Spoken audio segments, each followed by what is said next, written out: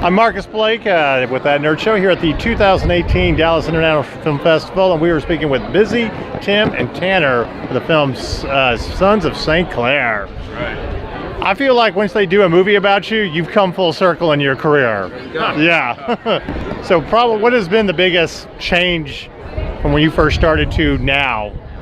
I think the magnitude of my impact, as well as my group and my brand that I was able to bring to the table. I think that's the biggest change, starting from being brand new to being like a staple, like in everybody's household, because I grew up in generations and generations. So I think that's the biggest change, to have the older generation and the younger generation coming together at my shows and different things of that nature. So, and also here as well. So I think that's the biggest change.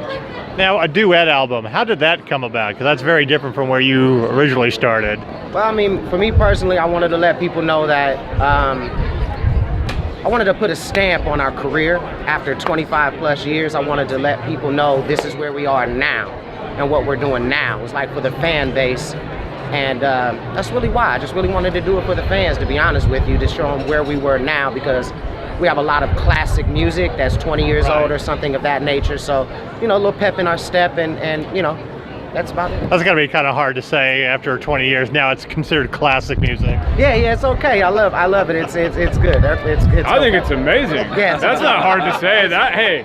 Not many people get to stick around that long. That's very true. That's very true. What's probably been the biggest change in your music? Content.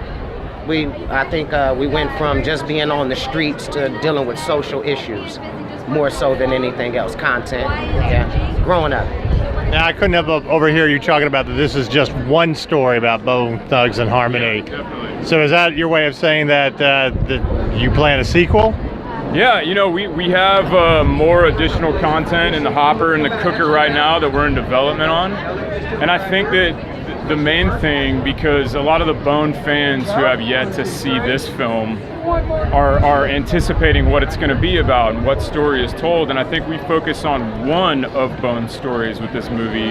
It's not their whole story, and I think with any film, when you have a career as long as these guys, there's no way you can fit all that into 94 minutes. No, I don't. No. And so I think that that's really cool in the sense that we've been able to tell a portion of Bone's story, and now that's just teeing it up for the next thing and the next thing and the next thing to come is really, really all right. Cool. Well, here at That Nerd Show, we ask a very nerdy question at the end of all of our interviews, so your inner nerd gets to come out a little bit.